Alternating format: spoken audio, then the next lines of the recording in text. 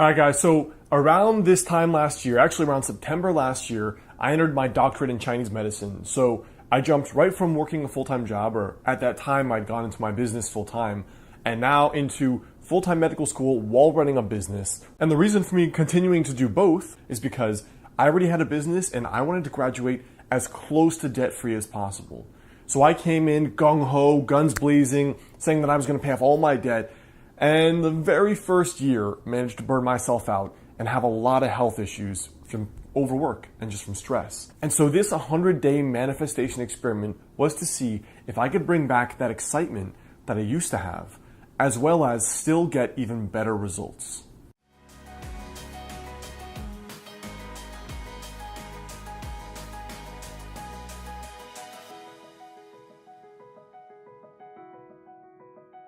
What's up, guys? Alex Hine here, author of the book Master the Day. So I talked to a friend around this time when I was trying to figure out, what do I do next? Do I start a new business? Do I just kind of run the current one, kind of half-half, not really that excited?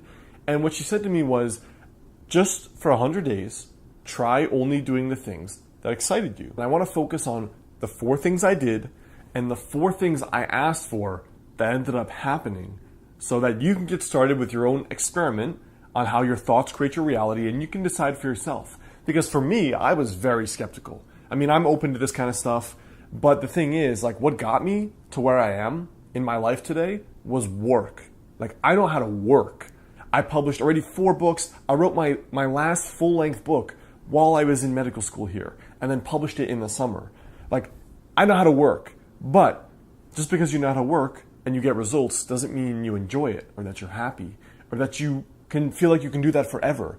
And I want to be working for the next 70 years. So I started with 4 things. So the very first thing was I would ask for whatever it is I wanted. Asking for me was a formal, I wrote it down on paper, please help me with this, find this, do this. I did it in the morning and I did it in the evening. The second thing was I kept a little journal to keep track of my intuitions. And the way I knew something was intuition was, number 1, I felt excited by it. And number 2, I felt it kind of in my stomach, ooh, that's a good idea. Not up here, yeah, I should do that, I should do that. It just popped into my head and I was like, ooh, that would be cool. That's the way I knew that something was intuition. And I tracked these little intuitions because they were very easy to miss. And I put them into a little journal, the one I've shared in a previous video, and I just would track, these are all the intuitions, these are the things I need to act on. The third thing I did was I surrendered. Any negative emotion, stress, fear, anxiety, comparison, issues with self-worth, I surrendered. Meaning I would say in my head, I surrender. I let go. I'm so agitated because I'm going to fail this exam. Okay. Maybe I will. That's it. Surrender. Let go. I don't know what's going to happen. What if my business fails because I can't perform in medical school and in my business? Okay. It could happen. Surrender. Let it go. What if this girl says that person says that? Surrender. Let it go. That was the third thing I did. So internally, I was clear of any negative emotions day to day. And then the last thing was that I only did the things in my business and as best I could in my life that excited me. That's it. The way you determine excitement was in my body. That's how I determined if it was exciting. Not, I should do this. It was, yeah, let's do it. All right? Everyone knows the feeling of excitement. Now, I wanted to do this not only to feel better, to feel more excited about my life, but also I wanted to see if I could get better results in my business and feel excited. So I wrote down 4 goals, 4 things that I was working on coming true. The first thing was that I wanted to make an extra $1,000 a month in my business to really provide more financial security and to pay off my medical debt. I wanted to start on Instagram, even though I was really resistant and didn't really like it. I wanted a strategy that did not take a lot of time, that I enjoyed, that was basically not me doing more work. I wanted to get set up to do a TED Talk, and I wanted to come out with a Master the Day journal. All right, so the first thing was that as a business owner, the first thing I have to focus on is money. I don't like that fact. I don't want to focus on only the things that make money. I just want to write books and shoot videos. But the reality is those things don't make money by themselves. I have to study business. And so I thought every night, every morning, I would say, please help me make this without doing extra work, without working twice as hard, without doing something I hated. I want it to be easy and fun and exciting. So one of the things I was pondering was with my content on YouTube here, most of my top content is personal development, but my brand, modernhealthmonk.com, is really about fitness and weight loss. That's where all my courses are related to and my coaching. So it felt like a mismatch. But what excited me the most is the personal development content. So I said, you know what? Fine. I'm just going to create the content I like, that you guys like, the personal development stuff, for 100 days and see what happens. Well, the very first video I shot was super off-brand, and it was all about how to journal to be more successful, right?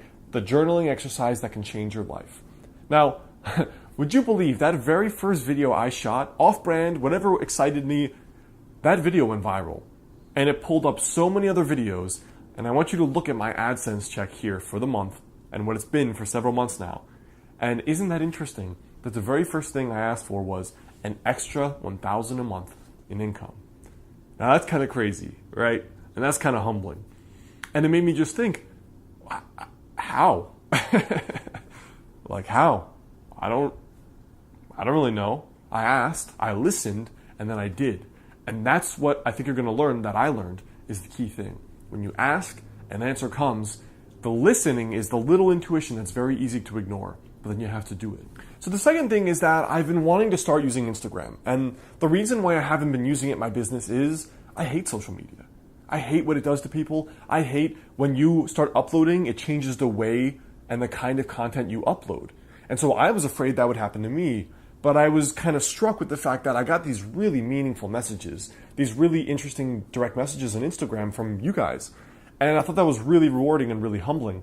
And so I wanted to figure out a way where I could start uploading content and build that platform over the next years, but without doing extra work, because I wrecked my health the first year of medical school from overwork, from stress. And so I asked what I should do. And around that time, someone just mentioned to me, what if you just did like personal brandy type pictures or little design cards? So I put out this ad on Craigslist looking for a photographer, and I mentioned that I was looking for people to do a shoot or potentially do some kind of long-term deal where I can give them exposure. What happened was a bunch of people responded, but the last person that responded just so happened, I put a Craigslist ad, remember that, just so happened to be a girl at my school who is now working with me to produce a lot of photography, a lot of the videos, and a lot of this other stuff. And that came out of nowhere. Like when you think about the chances of finding someone in a school of less than 1,000 people, and you put a random Craigslist ad, it's kind of crazy. And so sure enough, we found a strategy that could work for uploading daily to Instagram that doesn't take a lot of time on my end and can still be impactful and still help a lot of people. The third thing I asked for is just some help on getting this Master of the Day journal created. The thing is, I have to go through China to get a supplier and then get a distributor and have them do all this stuff, and there's the potential to lose a lot of money that I don't have to create a print journal. And I know journals are really popular now, and the one I want to create is very different in a very simple way. And so I've been working on creating it because I've used these exercises in my own life, and I know it'll help many of you.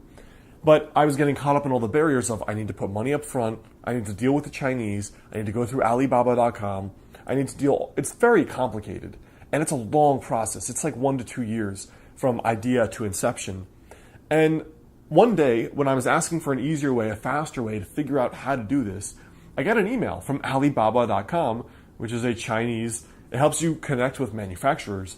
And I must have signed up and forgotten about it because I got this email, and it said to me, here are our best-selling hardcover journals.